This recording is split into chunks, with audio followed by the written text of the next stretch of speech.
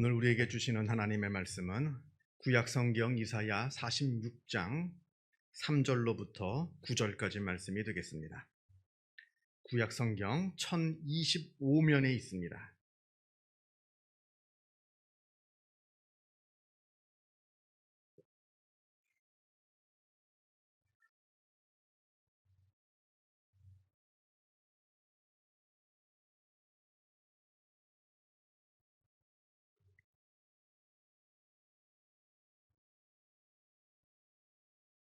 구약성경 이사야 46장 3절로부터 9절까지 말씀을 봉독합니다. 이 계시의 말씀을 봉독할 때에 살아계신 하나님의 음성을 다 함께 들으실 수 있기를 바랍니다. 야곱의 집이여 이스라엘 집에 남은 모든 자여 내게 들을지어다. 배에서 태어남으로부터 내게 안겼고 태에서 남으로부터 내게 업힌 너희여, 너희가 노년에 이르기까지 내가 그리하겠고 백발이 되기까지 내가 너희를 품을 것이라. 내가 지었은즉 내가 업을 것이요 내가 품고 구하여 내리라. 너희가 나를 누구에게 비기며 누구와 짝하며 누구와 비교하여 서로 같다 하겠느냐. 사람들이 주머니에서 금을 쏟아내며 은을 저울에 달아 도금장이에게 주고 그것으로 신을 만들게 하고 그것에게 엎드려 경배하며 그것을 들어 어깨에 메어다가 그의 처소에 두면 그것이 서 있고 거기에서 능히 움직이지 못하며 그에게 부르짖어도 능히 대답하지 못하며 고난에서 구하여 내지도 못하느니라. 너희 패역한 자들아, 이 일을 기억하고 장부가 되라. 이 일을 마음에 두라. 너희는 옛적 일을 기억하라. 나는 하나님이라. 나 외에 다른 이가 없느니라. 나는 하나님이라. 나 같은 이가 없느니라. 아멘.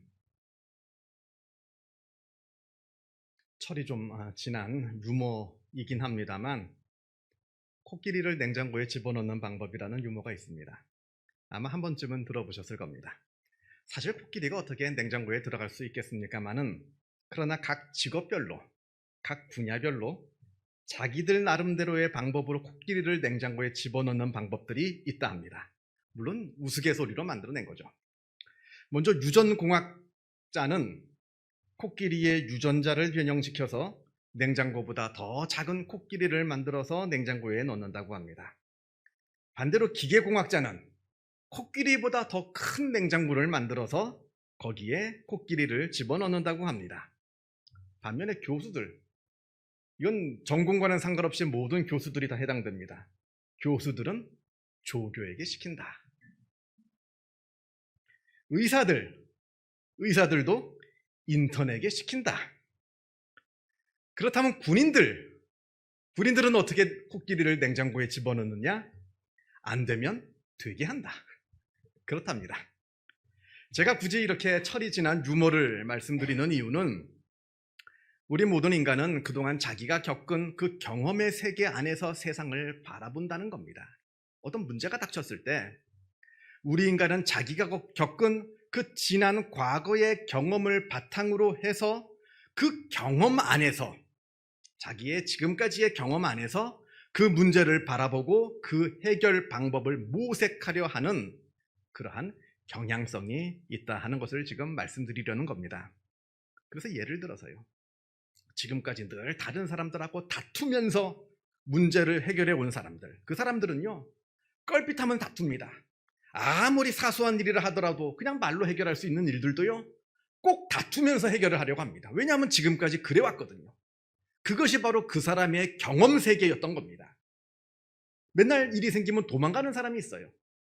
평생을 그렇게 도망다니면서 살았습니다. 무슨 일이 있으면 그것을 충분히 내 힘으로 해결할 수 있음에도 불구하고 그냥 회피하고 도망가는 것으로 삶을 살아온 사람은 아주 가벼운, 아주 사소한 일이 생겨도 도망가고 맙니다. 왜냐하면 그것이 그 사람의 경험 세계였기 때문에 그러하다 하는 겁니다. 그래서 우리 인간은 경험의 지배를 받습니다. 지난 과거의 경험들이 현재의 나를 지배합니다. 그리고 지난 과거의 경험이 우리의 미래를 결정하기도 합니다.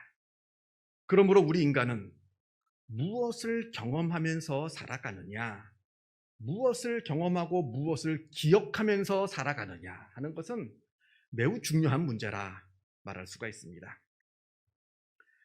구약성경 여호수아 3장을 보게 되면 출애굽한 이스라엘 백성들이 요단강을 건너는 장면이 나옵니다. 지난 40년 동안 광야 생활을 다 마치고 이제 드디어 요단강을 건너서 꿈에도 그리던 저 약속의 땅 가나안 땅으로 들어가기 직전입니다. 그런데 여호수아 3장 15절을 보면 이런 말씀이 나옵니다.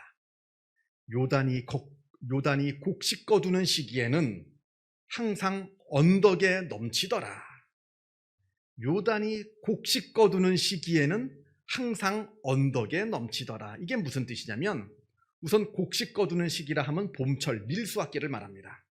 그렇게 매년 봄철이 되면 요단강 북쪽에 있는 헤르몬산에 겨우 내내 쌓여있던 그 많은 눈들이 다 녹아가지고 그 많은 물들이 요단강으로 쏟아 들어옵니다. 그래서 강이 범람합니다.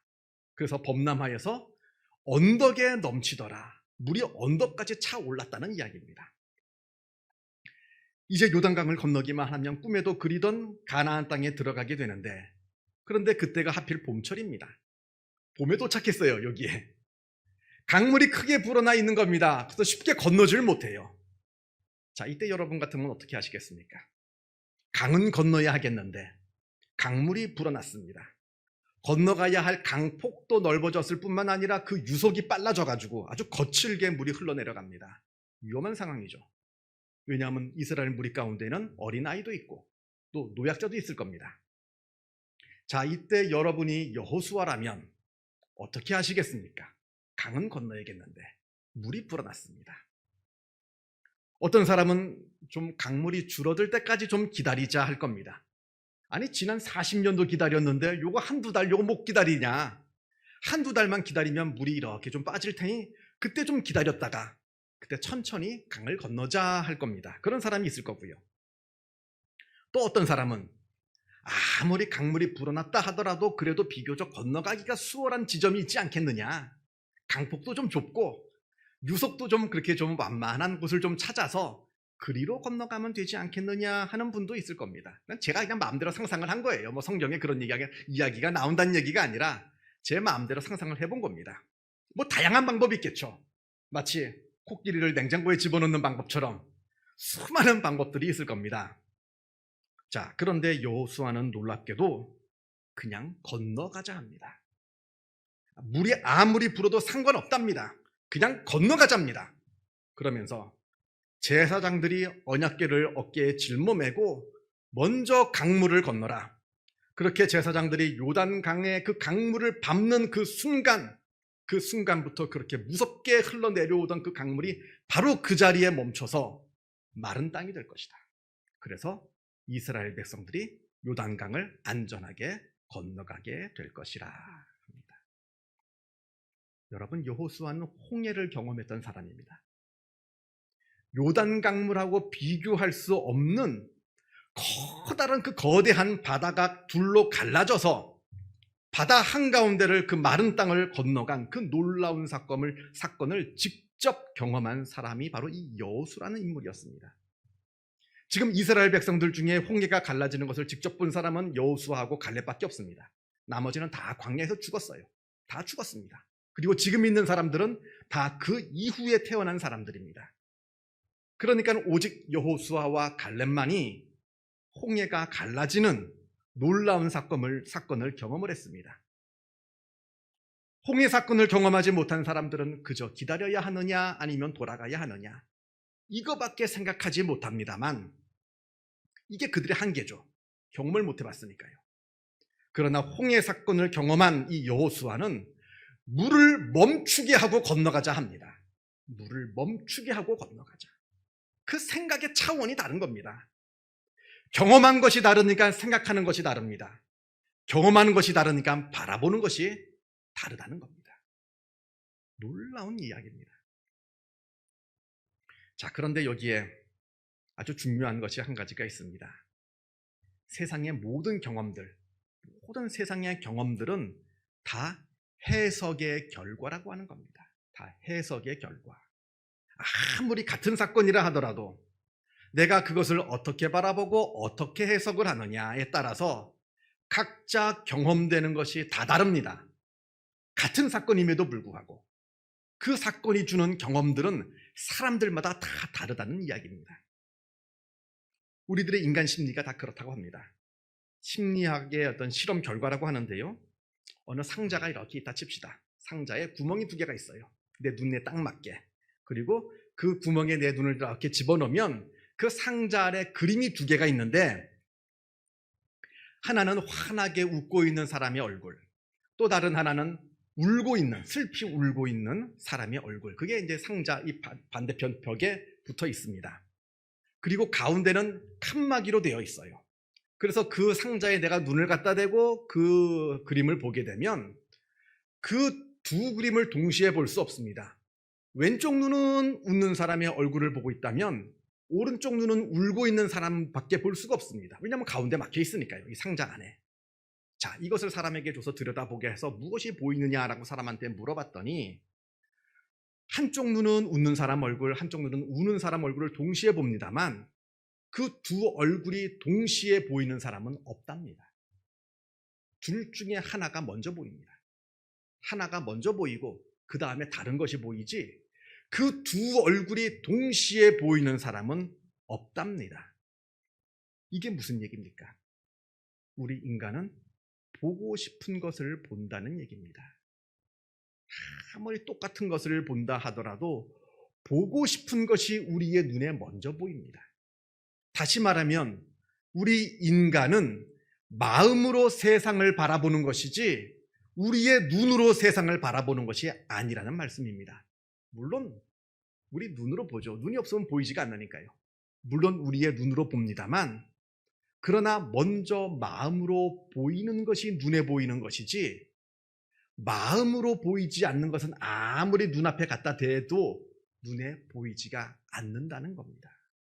이게 바로 우리 인간입니다. 그래서 우리가 겪는 그 모든 경험들은 그 경험을 어떻게 해석하느냐, 해석의 결과이지 그 사건 자체가 중요한 것은 아니라는 겁니다. 여러분, 세상에 100% 좋은 일도 없고요, 세상에 100% 나쁜 일도 없습니다. 세상에 그런 일은 없습니다. 세상의 모든 일은 그 안에 좋은 것과 나쁜 것이 다 혼재되어 섞여 있지, 순수하게 100% 좋은 일, 순수하게 100% 나쁜 일, 이런 일은 세상에는 없습니다. 자, 그렇다면 이때 내가 무엇을 바라보느냐? 어느 한 사건이 있는데 이 사건 안에 좋은 것과 나쁜 것이 서로 뒤에 섞여 있는데, 이때 내가 무엇을, 그 사건을 통해서 무엇을 바라보느냐에 따라서 그 사건이 나에게 좋은 사건이 되기도 하고요, 그 사건이 나에게 나쁜 사건이 되기도 한다는 말입니다. 같은 사건임에도 불구하고, 똑같은 사건임에도 불구하고 그 사건을 바라보는 관점에서, 그 관점에 따라 그 사건은 나에게 좋은 사건이 되기도 하고 나쁜 사건이 되기도 하고, 나에게 좋은 경험이 되기도 하고 나쁜 경험이 되기도 한다는 겁니다. 내가 무엇을 바라보느냐에 따라서. 이건 아주 중요한 이야기입니다.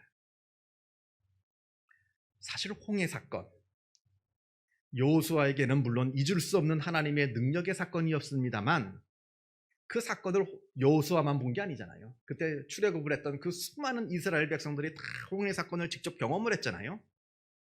근데 여호수아에게는 그 홍해 사건이 잊을 수 없는 하나님의 능력의 사건이었습니다만, 다른 이스라엘 백성들에게는 그렇지 않았던 모양입니다. 우리가 출애굽기, 요 홍해가 갈라지는 요 사건 이야기가 출애굽기에 나오는데, 요 출애굽기 이야기를 조금 보게 되면 이스라엘 백성들이 10가지 재앙을 통해서 애굽에서 급히 빠져나오자마자 얼마 가지 못해서 홍해 앞에 다다르게 됩니다. 앞은 홍해로 막혀 있습니다. 그리고 뒤에서는 애굽의 군대가 이스라엘 백성들을 모두 죽이겠다고 지금 칼을 들고 쫓아오고 있습니다. 이때 겁에 질린 백성들이 모세에게 도대체 애굽에 매장지가 없어서, 묘지가 없어서 우리를 이끌어내어 여기서 죽게 하느냐, 모세에게 원망하고 아주 불평하며 부르짖고 아주 난리가 납니다. 지금 아주 완전히 난장판이 되고 말았어요. 차라리 여기서 죽을 바에는 애굽으로 돌아가서 애굽에서 죽는 것이 낫겠다 합니다. 그러나 하나님께서 홍해를 갈라지게 하셔서 홍해가 마른 땅으로 이스라엘 백성들이 건너가 탈출하는 그 놀라운 기적이 일어나게 됩니다. 그렇게 해서 홍해를 건넌 후에 이스라엘 백성들은 얼마 가지 않아서 가데스 바네아라는 곳에 도착합니다. 이 가데스 바네아라는 곳에서 조금만 북쪽으로 올라가면 이제 가나안 땅으로 들어가게 됩니다. 그래서 12명의 정탐꾼을 뽑아가지고 가나안 땅을 정탐하고 오게 합니다. 그들이 돌아와서 그 가나안 땅에 대해서 보고를 하는데, 가나안 땅에 들어가면 우리는 죽는다 합니다. 저 아낙 자손들이 얼마나 장대한지, 저들에게 우리가 싸움을 걸었다간 우리는 다 죽을 것이라, 우리는 저들을 이기지 못할 것이라 합니다. 그 소리를 듣고 이스라엘 백성들이 모세를 원망합니다. 우리를 그냥 애굽의 종살이를 살게 하지 왜 괜히 우리를 이끌어내어서 이곳에서 죽게 하느냐, 아주 모세를 원망하면서 모세를 죽이고 애굽으로 돌아가자 합니다. 아니, 얼마 전에 홍해 사건을 봤잖아요.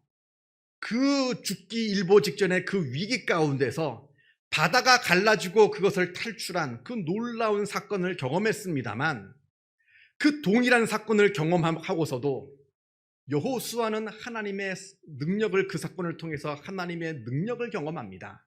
그래서 여호수아는 가나안으로 들어가자 하죠. 근데 나머지 백성들은 그 동일한 홍해 사건을 보고서도 그 홍해 사건을 통해서 그들이 경험한 것은 하나님의 능력이 아니라 죽을 뻔했다는 겁니다. 죽을 뻔했다, 우리가 홍해 앞에서. 이것만 기억합니다. 괜히 모세가 우리를 이끌어내서 우리가 여기서 죽게 되었다. 똑같은 말을 합니다. 가데스 바네아에서. 네가 우리를 이끌어내서 괜히 여기서 우리를 죽게 만들었다. 우리로 하여금 다시 애굽으로 돌아가게 하라. 똑같은 홍해 사건을 경험했음에도 불구하고 여호수아는 하나님의 능력을 경험한 반면에 그 많은 이스라엘 백성들은 죽을 뻔했다는 부정적인 경험만 하게 된 겁니다. 이게 바로 우리 인간의 모습이라고 하는 겁니다. 여호수아는 그 홍해 사건을 통해서 나를 지키시고 인도하시는 하나님을 경험하는 그 뿌리 경험이라고 하는 것은 신앙 용어인데요, 내 신앙을 붙들어 줄 수 있는, 내 신앙이 시작되는 그 경험을 이야기합니다. 여호수아는 그때 홍해 사건으로 말미암아 하나님을 만납니다. 거기서 하나님을 믿는 믿음이 생겨납니다. 그리고 무슨 일을 당하든지 그때의 홍해의 기억을 기억하면서 그 기억의 힘으로 모든 일들을 이겨나갑니다. 그 뿌리 경험을 하게 된 반면에 이스라엘 백성들은 그 동일한 사건에서 그 놀라운 경험을 하지 못했다는 데에 이 비극이 시작되는 겁니다. 오늘 본문을 보겠습니다. 오늘 본문 9절에 너희는 옛적 일을 기억하라 합니다. 옛적 일, 바로 하나님께서 우리에게 베풀어 주셨던 과거의 그 많은 은혜의 사건들을 말하는 겁니다. 그 옛적 일이 3절부터 쭉 나오는데요, 하나님께서 이스라엘 백성들에게 이렇게 말씀하십니다. 너희가 내 배에서 태어났다 합니다. 내가 너희를 낳았다는 거예요. 너희는 내 자녀라는 겁니다. 그리고 너희가 나에게서 태어나자마자 내가 너를 안았고 내가 너희를 업어 키웠다 합니다. 그러면서 4절을 보면 그렇게 어릴 때만 내가 너를 돌봐준 것이 아니라 노년에 이르기까지 하나님께서 계속해서 너희를 돌봐주셨다 합니다. 그러면서 너희가 백발이 되기까지 내가 너희를 품을 것이라 약속하십니다. 내가 지었은즉 내가 업을 것이요 내가 품고 구하여 내리라. 우리 모든 하나님의 백성들이 태어나서 지금까지 살아오는 그 모든 순간순간마다 하나님께서 우리와 함께 하시고 지키시고 인도하여 주시고 복 주신 그 옛적 일을 기억하라. 지금 우리에게도 동일하게 말씀하고 계시는 겁니다. 그런데 이 말씀은 우리의 과거가 우리 과거에 절대로 어려움이 없었다는 얘기는 아닙니다. 하나님께서 우리를 업어 키우시고 안아주시고 백발이 될 때까지 지켜주시고 하셔서 지난 과거의 삶이 어려움이 하나도 없이 우리가 늘 태평성대, 승승장구, 무사태평 이런 삶을 살았느냐? 그건 아닙니다. 분명 우리의 과거 가운데 어려움이 있었습니다. 고난이 있었습니다. 심지어는 굉장히 다급한 위기도 있었습니다. 그러나 중요한 것은 그 가운데서 하나님께서 역사하셨다 하는 것을 기억하라는 겁니다. 어리석은 사람들은 지난 삶을 바라보면서 힘들었던 것만 기억할 겁니다. 그러나 지혜로운 사람은 그 힘든 고난의 과정 가운데 하나님께서 은혜 주시고 인도하여 주신 그 놀라운 은혜를 기억하게 될 겁니다. 같은 사건이라 하더라도 그 마음에 경험되는 것이 다릅니다. 하나님을 경험하지 못하고 어려운 일만 경험한 사람은 인생이 괴롭고 인생은 고달프고 비관적인 그 삶 가운데 그 자신의 삶을 살 것이고, 그 어려운 가운데 하나님의 은혜를 경험한 사람은 비록 세상은 소란하고 세상은 어지러워도 하나님께서는 나와 함께 하시고 나를 인도하여 주신다고 하는 그 놀라운 그 긍정적인 힘을 얻게 된다는 겁니다. 상황은 동일합니다. 그러나 우리에게 다가오는 경험은 다르다는 겁니다. 우리에게도 동일하게 뿌리 경험이 필요합니다. 하나님을 확실하게 만나게 되는 경험. 물론 그 경험이 필요한데 그 경험을 갖기 위해서는 무슨 홍해가 갈라지고 요단강물이 멈추고 뭐 죽은 사람이 일어나고 뭐 이런 대단한 기적이 일어나야만 그 뿌리 경험을 갖는 것은 아닙니다. 아까 말했듯이 경험은 해석의 결과입니다. 우리가 살아가면서 일상에서 크고 작은 일들 가운데 하나님을 만나게 될 때, 하나님의 그 놀라우신 은혜를 깨닫게 될 때, 그 은혜를 내가 내 마음 가운데 깊이 잘 저장해 두고 보관하고 기억하고 있다면 그것이 바로 우리의 믿음을 굳건하게 만들어주는 뿌리 경험이 되는 겁니다. 문제는 내가 얼마만큼 내 마음을 하나님께 집중하고 있느냐, 내 마음을 얼마큼 하나님께 열어놓고 있느냐, 그리고 내가 얼만큼 하나님의 은혜를 기억하려고 노력하고 있느냐, 여기에 있다는 겁니다. 하나님께서 여러분을 사랑하시는 그 놀라우신 사랑과 은혜 경험하셔서 일평생토록 그 은혜의 힘으로 살아가시는 복된 주님의 백성들 다 되시기를 바랍니다. 기도하겠습니다. 사랑과 은혜가 충만하신 하나님 아버지, 감사합니다. 하나님께서 우리의 아버지가 되어 주시어서 지금까지 우리의 삶을 지켜주시고 인도하여 주심에 주님의 은혜에 감사를 드립니다. 우리가 살아가면서 여러 많은 일들을 만나면서 살아갑니다. 때로는 기쁘고 즐거운 일을 만나기도 하고 때로는 힘들고 어려운 일을 만나기도 합니다. 그러나 그 어떠한 일을 만나든지 우리가 그 속에서 하나님을 만나게 하여 주옵소서. 기쁘고 좋은 일을 만나거든 하나님께서 베풀어 주신 은혜의 사건임을 우리가 깨달아 알아 감사하는 마음으로 하나님을 만나게 하여 주시고, 힘들고 어려운 일을 만나거든 그 속에서 나를 사랑하시는 하나님께서 나를 인도하여 주시고 이끌어 주시고 나에게 힘 주신다는 것을 우리가 깨달아 알아 하나님께 기도하는 마음으로 하나님을 만나게 하여 주시어서 우리가 일평생토록 하나님을 경험하며 그 경험의 힘으로 우리의 삶을 살아가는 복된 믿음의 삶을 살아갈 수 있도록 주님께서 우리들의 믿음을 주장하여 주시고 인도하여 주시옵소서.